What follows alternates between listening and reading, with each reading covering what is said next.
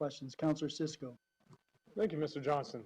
Very well spoken. You must have had really good teachers at some point in your life. I did want to just, you stole a lot of my thunder, I'm going to admit. You talked about kicking the can down the road and capital investments.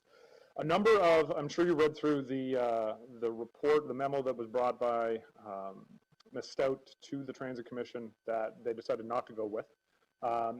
In a lot of cases, the changes that were offered up would have further reduced the capital commitment.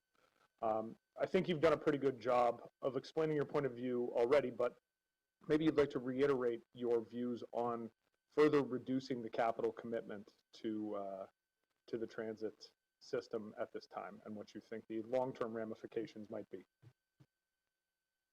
It would be my privilege, Mayor. Congratulations, by the way. Thank you. Of course.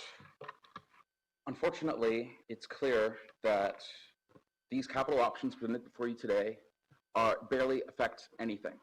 As stated in the report, I think the savings is about 1.5%. That is peanuts.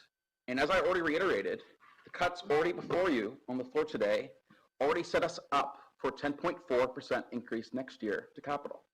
Cutting any further will literally just drive that percentage up even further. Or we can just choose to keep deferring year after year after year. The only way to ultimately solve these capital problems is to start paying them down. Well said. Thank you. Councillor Bateman. Thank you. Were you a student of Councillor Cisco's? I was indeed. Okay. 2 years of science. All right, wonderful. Oh yes, I was a bad student. I'm sure. Sounds like you were an excellent student. First, I'd like to compliment you on taking the time to come here. I do have questions. How would you say the ridership is? Are the buses full when you get on them, or how many people are on the bus, would you say? It depends heavily on the weather. So my local route is Route 102, 115. That is one of the base routes that only operates from about 6 a.m. to 6 p.m. every day. There are days, such on Saturdays, where it is almost empty during peak. But however, I just need to look at one moment of the regional buses at Morrison Dorchester Hub and see those shelters overflowing with students every weekday. So, and I'll be clear, those shelters don't protect from the wind at all either. They don't protect from the sun. They don't protect from any basic things. That's another capital expense that will have to come at some point if we're going to follow in the steps of York Region, for example, who has invested heavily in rapid transit with heated shelters. But of course, those were 2010s and $2,000. The cost of service cuts, especially for the students, make up the bulk of ridership on my personal anecdotal experience. That means, unfortunately, that some buses are already full. I know Route 55 and 50, which I took to get here today from Niagara Falls to St. Catharines, it's regularly standing room only, in my experience. I don't take it every day, to be clear. But from my anecdotal experience, there is already some crowding issues that we face.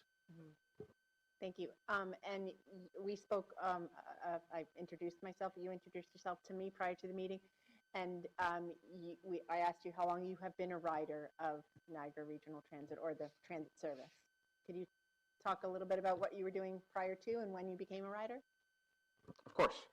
I became a rider about 2 years ago, and since I stepped foot on my first Niagara Falls transit bus, I've been thinking very seriously on transit.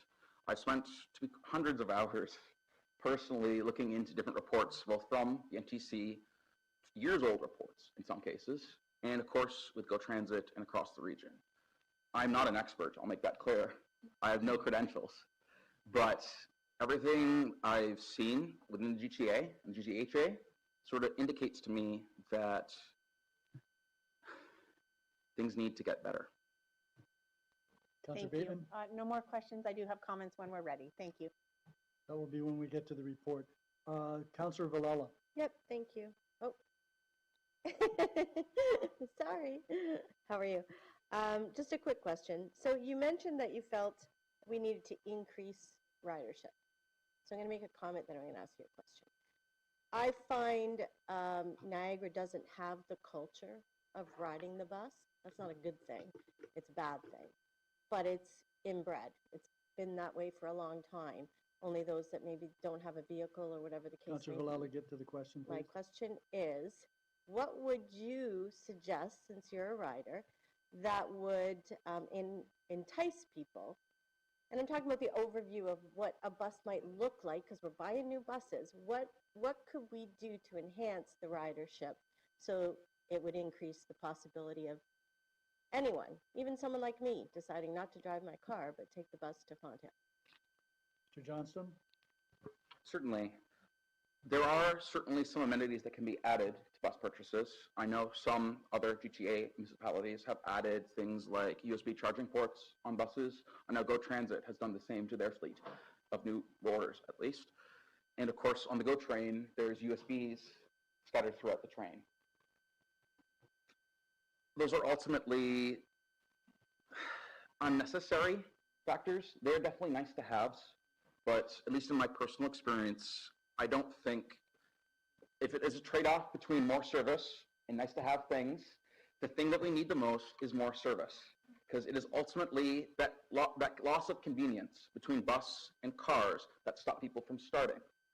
My local route throughout the day runs hourly.